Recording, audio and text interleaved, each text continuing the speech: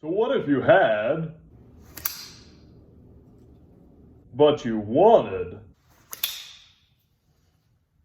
Wiseman Company's Signet ring, available for many Spydercos, but this is obviously the PM2 specific version. Dave here, by the way, and I like knives, and also these little cards explaining the tools you'll need for the project, namely a Torx 10 and 8 screwdriver. This thing is made of high-grade aluminum, as opposed to all that low-grade garbage you got lying around. Now it's just a question of unscrewing it, so let's do it. There's a little bit of Loctite in the pivot from the last time I took this thing apart. Don't remember really when or why that was. Body screws after that, make sure you're using the right size bits so nothing bad happens. With a liner tube, you just gotta pull it, or pry it, or pull it.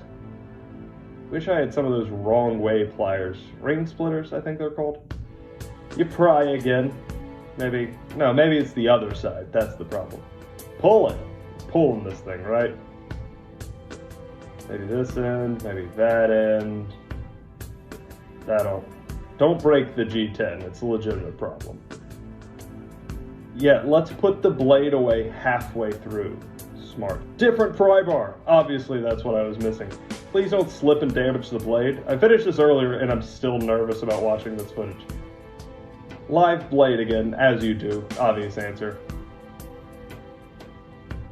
Also be careful about scoring up the inside of the G10. I don't really care, but some people do. Popped! Mostly, but at least we can finally get the knife part off the knife. And my finger off my finger. No, knife part off the knife. That's a good call. Now we twist it. Twisting's a good idea. And pull! Twist and pull. Maybe pull and twist. This is legitimately the worst thing about a paramilitary too. I don't even know what that was. How's your day been? Times like this I feel I need to check in. Real talk though, the pry and the joint seem to do best. Going forward, that's what I would suggest. Yes, you mother! Here's the slit for the blade tip. So it goes right in there. And it fits over the standoff. Simple as that.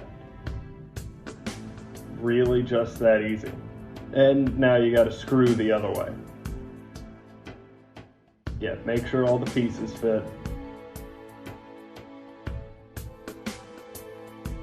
Don't want to forget anything. Make sure the blade fits in the slot. This is actually designed for the full flat grind version. The difference in the size of the tip will come in later.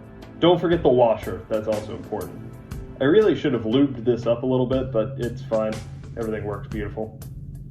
I'll also like to screw everything in before I go back and start working on the Loctite.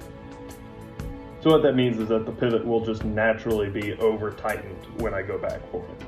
But I just like to make sure that everything is in place before I set up the coarse adjustments, then fine adjustments essentially. The tube is evil. It must be punished. Always have a good pair of pliers around.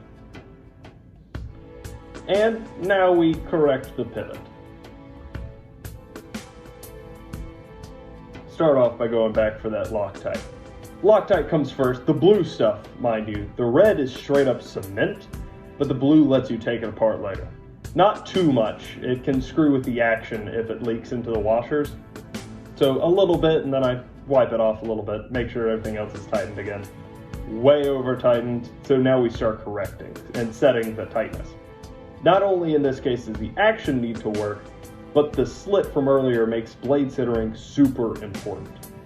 I don't always care, but I do right now. Unfortunately, it takes a while to do right, and you gotta kind of seesaw it one way and the other.